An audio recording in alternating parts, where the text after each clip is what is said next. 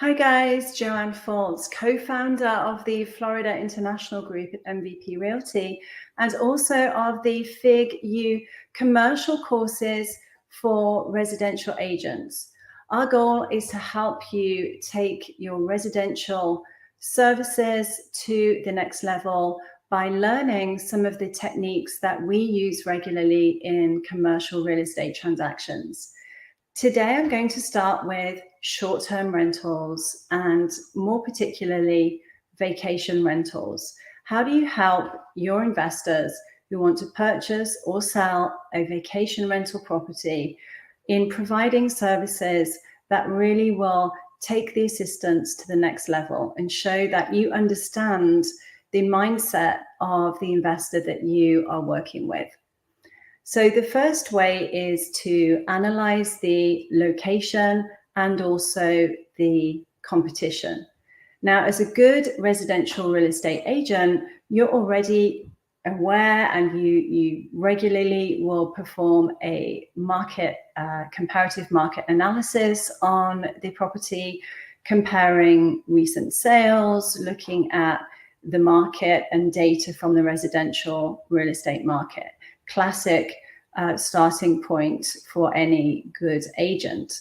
You may also look at, Airbnb and stats on Airbnb and look at, similar properties and the nightly rates, and even maybe you subscribe to AirDNA, which would allow you to get data on similar short-term rental vacation properties and on the vacation rental market itself that you would then provide to your investor, always citing the source of your data.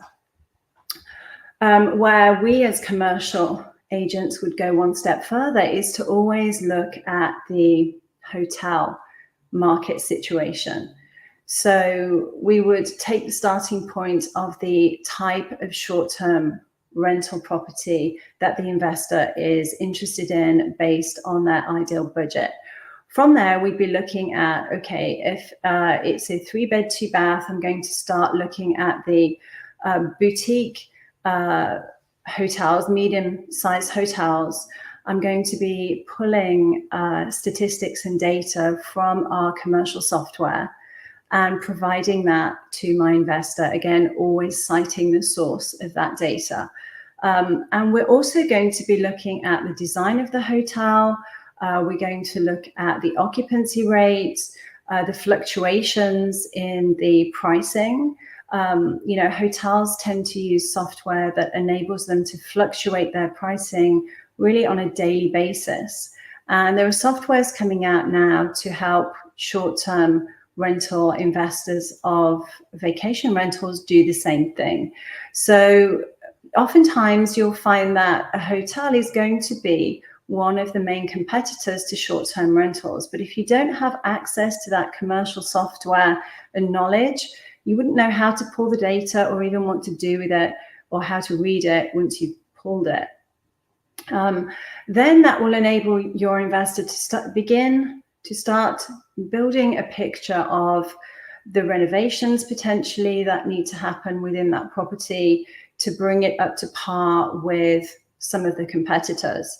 What to then calculate potentially what expenses he would have before he can begin renting it out, and also, what is the timeline attached to that.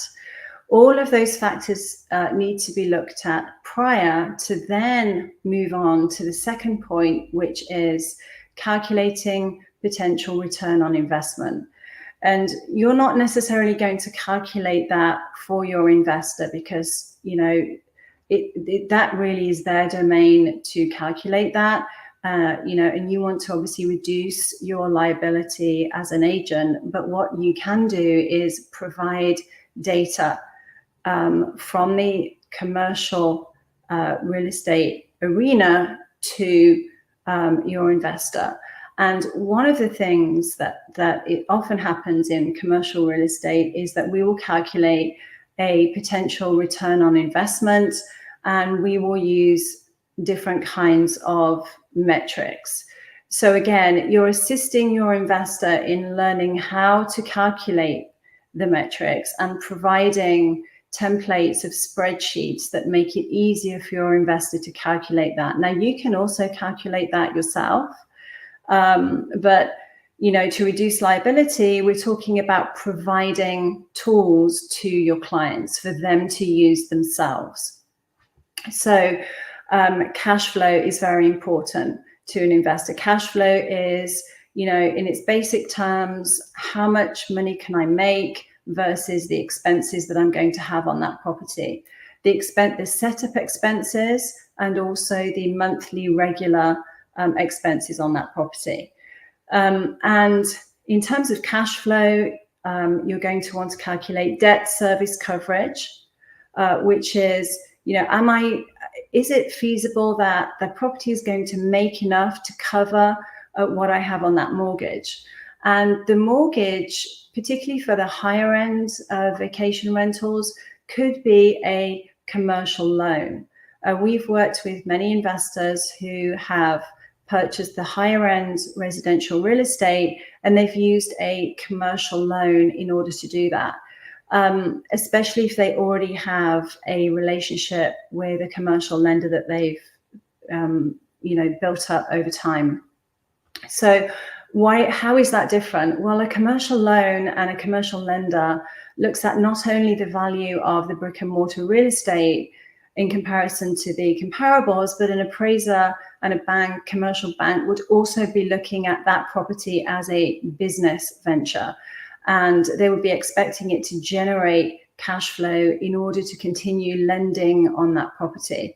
So that's an important point to know as a residential agent, that if you have an investor in front of you who is intending to use a commercial loan to purchase that property, it's even more crucial that they've done all of these calculations to make sure that when the commercial lender is looking at their books annually, that property is continuing to perform. That will be high on the priority list of your client.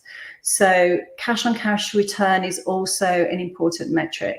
Cash on cash return is basically the calculation of how much cash your investor is going to have to bring to the table to put that deal together versus the financing that he is intending to leverage.